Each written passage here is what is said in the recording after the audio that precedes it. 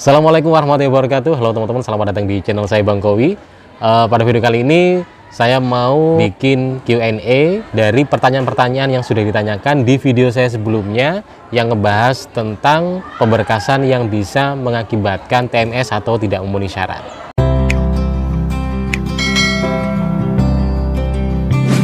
Oke, sebelum saya lanjut, jadi teman-teman informasi aja, teman-teman gak usah khawatir perihal kegalauan, kegelisahan semua pertanyaan yang ada di benak teman-teman, karena nanti teman-teman akan ada BKD dari daerah atau formasi teman-teman sendiri untuk menaungi teman-teman agar lebih mudah melakukan pemberkasan usulan NIP. Jadi ya, nanti akan ada perwakilan dari BKD yang akan biasanya membuat grup yang akan dimasuki oleh semua CPNS di daerah yang dituju ya. Jadi nanti di situ akan ada BKD yang akan menginstruksikan, memberi instruksi, mengarahkan teman-teman. Jadi teman-teman nanti bisa tanya langsung ke BKD-nya masing-masing. Jadi teman-teman gak usah khawatir, gak usah bingung, gak usah resah. Nanti pasti akan ada perwakilan dari BKD yang akan mencerahkan keresahan teman-teman dalam melewati proses pengusulan NIP. Oke, langsung aja. Jadi alhamdulillah dari video kemarin banyak sekali respon dari viewer saya bertanya di kolom komentar terkait persiapan pemberkasan, karena pemberkasan ini merupakan hal yang paling final. Jadi ini sangat menentukan sekali apakah nanti teman-teman bisa menjadi CPNS ataukah nanti bisa TMS. Oke, langsung aja akan saya bahas beberapa respon dari viewer secara satu persatu, kemudian nanti akan saya jawab di sini. Siapa tahu teman-teman yang memiliki pertanyaan yang sama bisa sekalian kejawab di video kali ini. Oke, langsung aja untuk yang pertama. Ini ada yang komentar. Ini terkait akreditasi kampus ya. Kemarin saya menyinggung perihal akreditasi kampus di video saya, bahwa ada teman di daerah saya, dia gagal atau TMS ketika akrednya tidak sesuai dengan ketentuan, yaitu ketentuannya harus minimal B, tetapi akred yang diajukan adalah C. Nah, ini ada yang komen, memang akred C nggak lulus ya kak, temanku lulus CPNS 2019 lulus dan sekarang sudah dapat SKPNS, malah dia lulus 2014 dan prodi masih C, sedangkan baru mendapat B ketika 2015. Saya termasuk yang lulus telat, jadi akred prodi saya B. Ketika pemberkasan tidak ada masalah, lancar-lancar aja dia kak. Oke. Ini termasuk koreksi ya dari viewer. Jadi di sini ada juga yang komentar, saya cek di Google sepertinya cuma Kamlut yang harus di atas C, kalau umum bebas. Karena teman saya yang lulus kuliah lebih dulu, lulus kuliah dari saya tahun 2011 juga lulus sama aman-aman aja. Nah, ini sudah saya komentari di sini. Terima kasih koreksinya kak. Mungkin ada beberapa formasi yang memang akrednya bisa C. Jadi kan banyak sekali formasi di pendaftaran CPNS ya. Nah, di situ ada ketentuan syaratnya. Jadi teman-teman tinggal lihat aja. Mungkin kebetulan teman saya ini yang minimal harus B. Jadi ada formasi yang harus minimal B, ada yang harus minimal A untuk yang lulusan Kamlut atau terbaik, ada yang tanpa ketentuan akred juga ada. Jadi beda formasi, beda syarat ketentuan. Jadi terkait hal ini bisa merujuk ke syarat ketentuan masing-masing instansi yang dituju. Jadi makasih koreksinya ya. Jadi teman-teman perihal akred ini mungkin saya klarifikasi untuk video sebelumnya. Jadi mungkin teman-teman bisa langsung ngecek aja di syarat ketentuan yang formasi teman-teman daftar ya. Kalau di situ tertulis minimal B, ya harus B. Kalau minimal C, ya harus C atau di atasnya. Kalau di situ tidak ada ketentuan, ya mungkin akrednya tidak dijadikan sebuah perhitungan untuk pertimbangan. Itu ya. Untuk pertanyaan kedua, Bang mohon dengan sangat untuk dijawab. Kalau perbedaan nama KTP dan ijazah terakhir hanya beda spasi, apakah juga berpengaruh ke pemberkasan? Yang benar di TKP, kalau ikut ijazah berarti mulai akte dirubah dong. Ya, kalau ini juga saya alami. Jadi nama saya di KTP, akta, dan KK itu sama, tapi di ijazah nggak sama. Akhirnya saya langsung ngurusi di Capil, yang saya ubah adalah KTP, KK, dan juga akta. Kenapa? Karena saya khawatir nanti terjadi TMS disebabkan oleh perbedaan identitas dan juga ijazah. Karena di Indonesia ini banyak sekali orang yang memiliki kemungkinan nama yang sama. Jadi banyak orang yang memiliki nama yang sama persis, bahkan beda huruf saja bisa dianggap sudah beda orang gitu. Jadi saya tidak mau itu terjadi. Akhirnya saya mencari jalan aman, saya mengubah data diri saya di kependudukan, dan alhamdulillah kan pengurusannya cepat. Kita tinggal datang, kalau misalnya nggak bisa datang, kita bisa online langsung datang ke lokasi, tinggal ngambil datanya aja. Jadi kita cari aman aja. Kemudian berikutnya, Bang mau nanya, kalau pas pengisian DRH mending diisi untuk data pekerjaan meskipun tanpa data legalisir atau mending kosongin aja? Untuk pekerjaan ini ya, jadi kemarin teman-temanku banyak yang ngisi termasuk saya juga ngisi, ada juga yang nggak ngisi. Dan sifatnya memang bebas, ngisi boleh, nggak ngisi boleh. Kalau kita ngisi, ini dari pengalaman kemarin, tidak akan berpengaruh di masa kerja. Jadi masa kerja kita yang dulu ketika sebelum PNS tidak akan bisa diakui di CPNS kita, karena nanti tetap kita akan terhitung 0 tahun di masa TMT CPNS. Jadi istilahnya kalau teman-teman ngisi juga monggo, nggak ngisi juga nggak masalah, tetap juga nanti hasilnya tetap 0 tahun masa kerja. Berikutnya, Kak izin bertanya, kalau untuk lulusan D3 apakah akred prodi masih C itu masih bisa lolos pemberkasan kah? Soalnya di persyaratan instansi tidak ada penulisan. Nah ini sama ya, kalau nggak ada penulisan berarti mungkin tidak ada ketentuan untuk akrednya. Jadi insya Allah aman-aman aja. Mau tanya dong Bang, mohon dijawab, waktu pendaftaran salah upload akreditasi yang harusnya sesuai tahun lulus malah upload yang terbaru. Apakah yang seperti ini bisa diperbaiki saat pemberkasan? BTW akred saat lulus dan yang terbaru sama. Nanti ketika teman-teman sudah mulai ada briefing atau informasi dari BKD masing-masing daerah teman-teman, nanti akan ada instruksi untuk mengupload ulang. Mungkin ada hal yang ingin diupload ulang. Jadi nanti berkas-berkas yang pernah kita upload di pendaftaran seleksi CPNS yang pertama itu ya, nanti akan di situ kita diberi kesempatan untuk mengunggah ulang atau mengubahnya, barangkali kita ingin mengubahnya. Mungkin ada surat lamaran atau surat pernyataan atau termasuk file-file scan ijazah dan juga akreditasi. Lanjut, izin bertanya Mas, untuk akred prodi saya sudah A, tapi kampus saya belum punya akred kampus atau institusi. Nanti pas pemberkasan kalau hanya upload akred prodi aja, apakah jadi masalah? Apakah pemberkasan legasi harus fotokopi legasi recap basah? Oke, terkait akred ini kalau memang kampus belum keluar, insya Allah tidak masalah. Yang penting ada salah satu perwakilan akred dari prodi ya, karena yang terpenting adalah prodinya. Nanti misal yang akred kampus itu diminta, teman-teman tinggal bilang aja kalau memang di tahun itu masih belum keluar, nanti tinggal minta surat keterangan dari kampus kalau memang diminta oleh BKD. Intinya teman-teman nanti akan dikoordinir oleh BKD masing-masing, jadi jangan khawatir, nanti juga pasti akan dibuatkan grup pembahasan terkait pemberkasan usulan NIP CPNS di daerah masing-masing. Kemudian untuk pertanyaan kedua ini, apakah akred harus fotokopi? Jawabannya adalah tidak, karena kita sudah pakai file scan, jadi kita bisa menggunakan file yang asli yang bisa kita download di website kampus masing-masing. Kalau misal nggak ada yang asli, nanti teman-teman bisa memfotokopinya, kemudian kalau berupa fotokopi maka harus dilegalisir.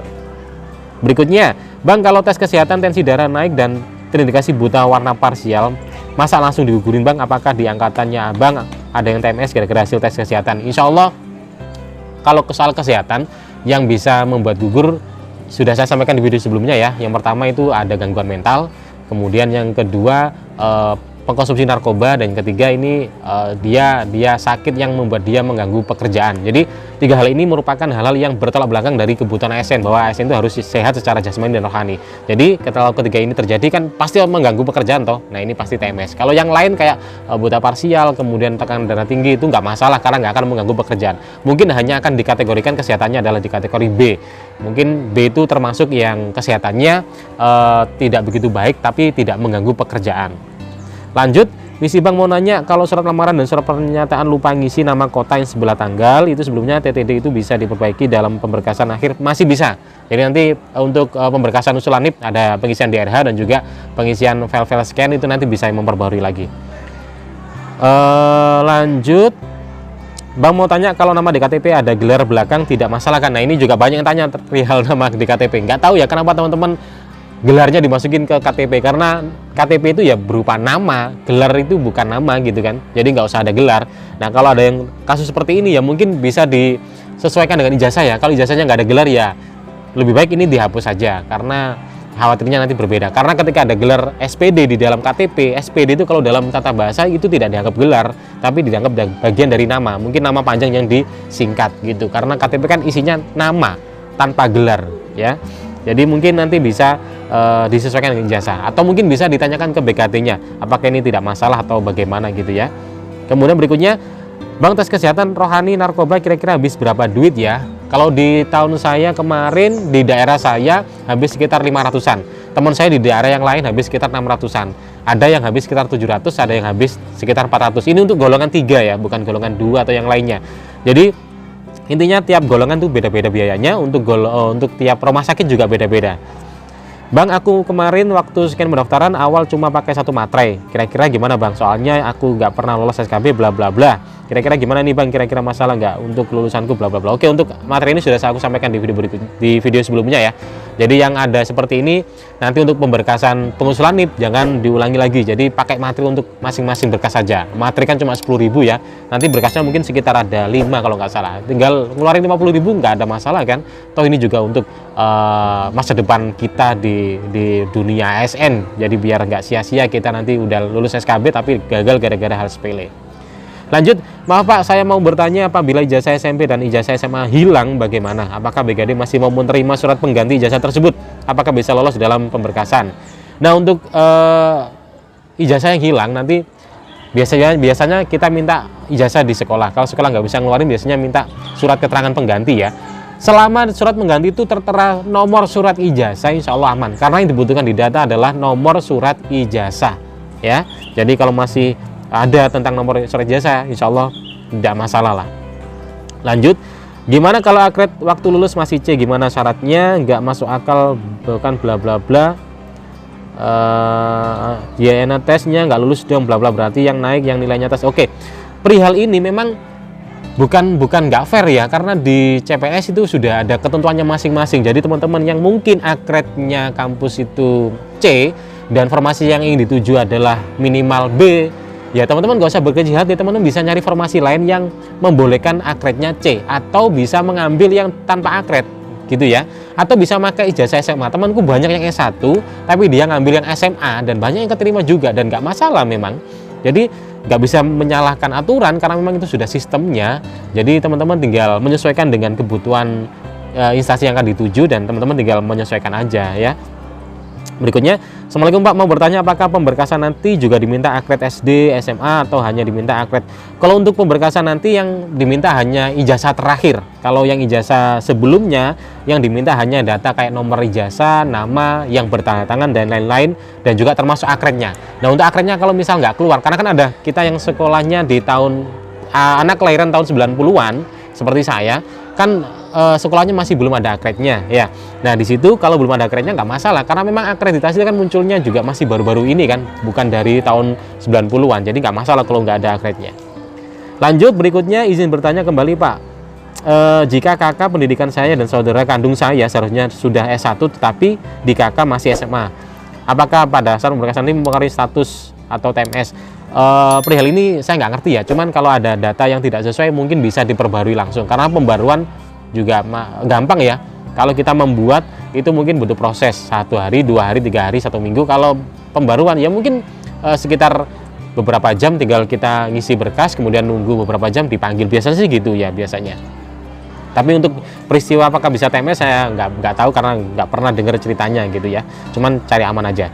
Berikutnya, mau izin bertanya jika nama orang tua di ijazah dan di KK berbeda, terdapat perbedaan huruf, apakah dipermasalahkan? Ini terjadi di saya. Jadi nama orang tua saya itu berbeda ketika di ijazah dan juga di KTP itu beda. Ini kesalahannya bukan di orang tua tapi karena di pengetikan capilnya ada yang kekeliruan. Dan ketika saya nggak ngerti, ini sudah lepas dari pandangan saya, pantauan saya, karena saya fokusnya hanya di nama saya dan alhamdulillah ketika selesai saya masih aman-aman aja. Jadi insya Allah ya masih aman. Berikutnya, mau bertanya, satu ijazah SD SMA asli dibutuhkan saat pemberkasan online offline, legalisir fotokopi SD SMA itu nanti dibutuhkan saat apa?